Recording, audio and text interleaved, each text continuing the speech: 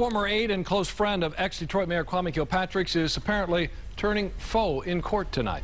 Derek Miller pleaded guilty in the corruption case.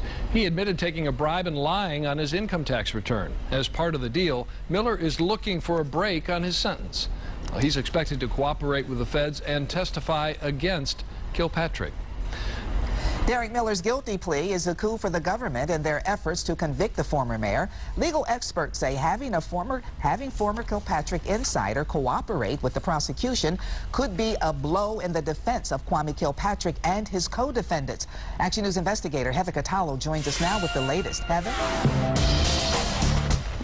Well, Diana, as part of this plea agreement, Derek Miller admitted, among other things, that he delivered a $10,000 bribe to Kwame Kilpatrick. This is the first time where Kilpatrick has been specifically named in a court pleading as having received money directly, which means this plea deal could spell trouble for the former mayor. Detroit's former chief administrative officer and longtime friend of Kwame Kilpatrick pleaded guilty to corruption and tax charges in federal court today.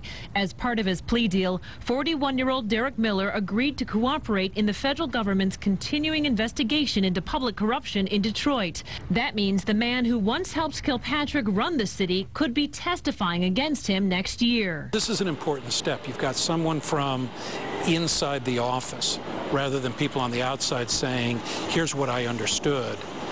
Miller can say, here's what happened. Wayne State University law professor Peter Henning is a former federal prosecutor. It certainly increases the pressure on the other remaining defendants, most importantly the former mayor. Last December, federal prosecutors charged former Mayor Kwame Kilpatrick, his father Bernard Kilpatrick, former city contractor Bobby Ferguson, former water department head Victor Mercado, and Miller with racketeering and other crimes. They're accused of running something called the Kilpatrick Enterprise to enrich themselves through bid rigging and extortion. Miller's plea agreement is the first admission made public in court pleadings where he says he handed Kwame Kilpatrick a $10,000 bribe from a city contractor. This is the link to putting the money into the former mayor's hands. Just because you think someone is getting the money doesn't mean that that person in fact received it. So Mr. Miller could be crucial to giving that last step. The money came in and here's where it went. Derek Miller also admitted in the plea deal that at Kilpatrick's direction, Miller and other members of Kilpatrick's administration helped the former mayor and Ferguson by steering millions of dollars of city business to Ferguson.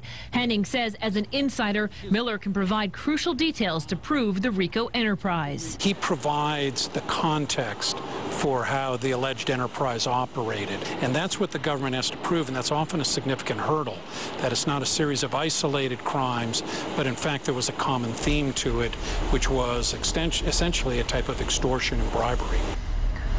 The assistant U.S. attorney handling the case is recommending that Derek Miller receive no more than 10 years in prison, but the government is willing to reduce that prison sentence if his cooperation in the case is considered substantial.